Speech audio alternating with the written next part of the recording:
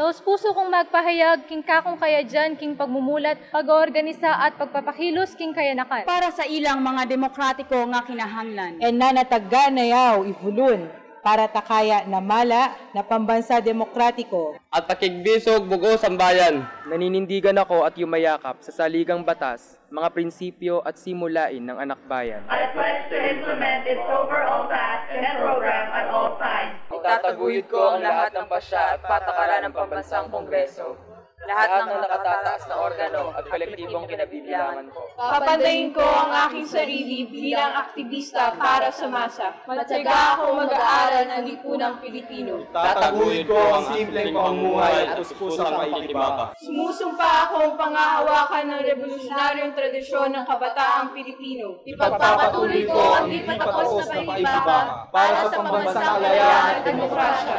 Ako ay magiging tapat, masigasig at puspusang paglilingkod Sa interes ng kabataan at buong sambayanan. Buhay Pumanay Alay!